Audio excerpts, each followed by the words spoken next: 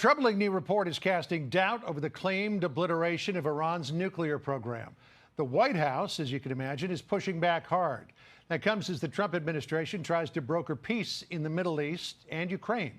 Our senior White House correspondent Peter Doocy tracking it all. He's on the North Lawn for us this evening. Hi, Peter. Good evening, John. Tonight, the vaunted Israeli intelligence apparatus has produced some new information that suggests some enriched uranium may still be in Iran beneath the mess that was made by 30,000-pound bombs. Today marks the final day of a historic visit. And Netanyahu is leaving his host with some bad news. According to a New York Times report, Israel has concluded that some of Iran's underground stockpile of near bomb-grade enriched uranium survived American and Israeli attacks last month and may be accessible to Iranian nuclear engineers, according to a senior Israeli official. Last month, CIA Director John Ratcliffe said a body of credible intelligence indicates Iran's nuclear program has been severely damaged. And according to the Times report, it may be too difficult for Iran to ever covertly dig uranium out from beneath two of the three enrichment sites. A White House official tells Fox, as President Trump has said many times, Operation Midnight Hammer totally obliterated Iran's nuclear facilities. The entire world is safer thanks to his decisive leadership.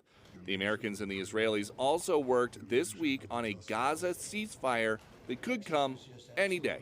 What was agreed upon between President Trump and myself regarding Gaza, the region, and even beyond the region will be told in due course. Today, President Trump tasked his Secretary of State with trying to wind down the war in Ukraine. I think it's a new and a different approach. Rubio sat with Russia's Foreign Minister Sergei Lavrov as his team back in D.C. turned up the heat on Putin's army. We strongly condemn Russia's escalating attacks on Ukraine. Secretary Rubio says his 50-minute chat with Lavrov was frank but important, as he expressed frustration Russia has been so inflexible. But the Russians have been brainstorming. I wouldn't characterize it as something that guarantees a peace, but it's a concept that we'll take back to the president today.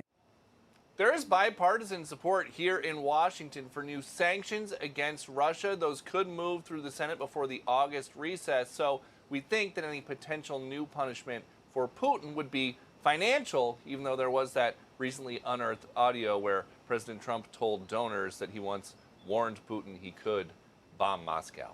John. Yeah, somehow I don't think he would go there, but we'll see. Peter Doocy for us. Peter, thank you.